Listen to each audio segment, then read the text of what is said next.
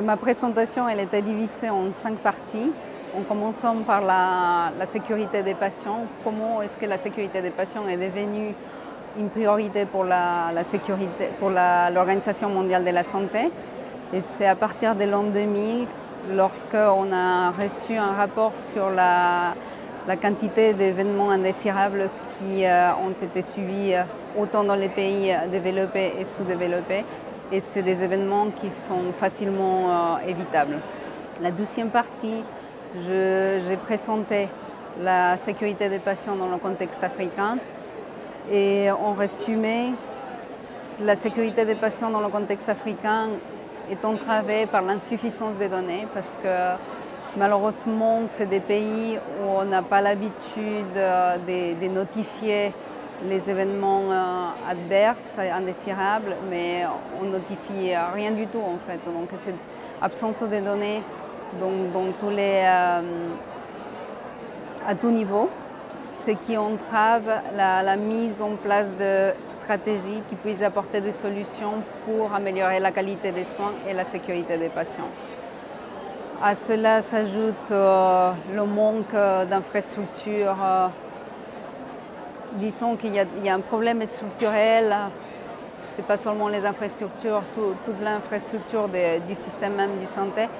Donc il y a des problèmes au niveau, pas seulement des infrastructures, mais aussi au niveau des financements, au niveau du personnel de santé disponible et formé pour pouvoir assurer les soins. À ces problèmes qui sont déjà structurels s'ajoutent les problèmes opérationnels parce que si on ne peut pas assurer les problèmes, on ne peut pas assurer disons, on n'a pas une structure qui permette d'offrir des soins de qualité. Dans la partie opérationnelle, ça va avoir des répercussions et un impact au niveau de la gestion des déchets, par exemple, par le manque des infrastructures. On va aussi avoir une absence des données microbiologiques parce qu'on a une insuffisance, un système qui ne permet pas de les recueillir.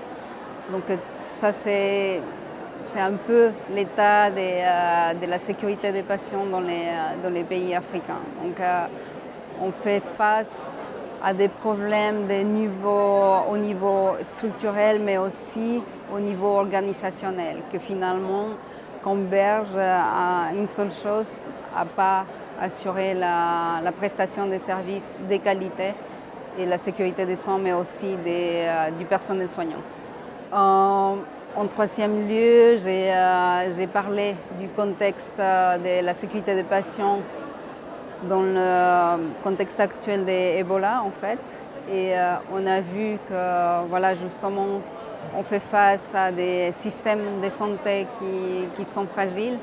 Les 3 pays les plus affectés qui sont la Guinée, la Sierra Leone et le Libéria, en fait, sont des pays qui n'avaient jamais connu cette maladie, qui étaient mal préparés et que c'est des pays pauvres qui sortaient d'une guerre civile il n'y a pas si longtemps.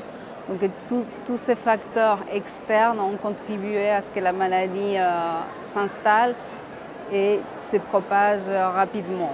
Donc ces 3 pays qui ont des commonalités, ces 3 pays qui sont différents mais qui ont des commonalités, ces commonalités c'est justement la fragilité des services de santé qui ont permis que la maladie se propage et puis qu'il y ait eu autant de décès du côté des patients mais aussi du personnel soignant parce qu'on n'a pas su assurer ou garantir vraiment du matériel, des équipements pour le personnel soignant pour les protéger eux-mêmes avant de pouvoir donner des soins aux patients.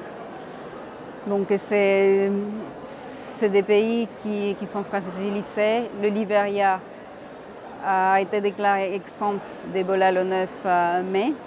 Mais ce n'est pas pour autant qu'on peut parler que la situation est complètement résolue ou qu'il n'y a plus des virus, parce que dans les 2 autres pays, il y a eu même une recrudescence des cas, alors qu'on était vraiment sur une baisse, on poursuivait vraiment une baisse des cas tout au long des dernières semaines et tout d'un coup la semaine du 11 mai, on a eu des nouveaux cas. Donc voilà, ce qui nous met en alerte pour savoir comment faire et puis procéder à essayer de détecter où se trouvent les cas et éviter la propagation, justement pour atteindre le niveau zéro des cas.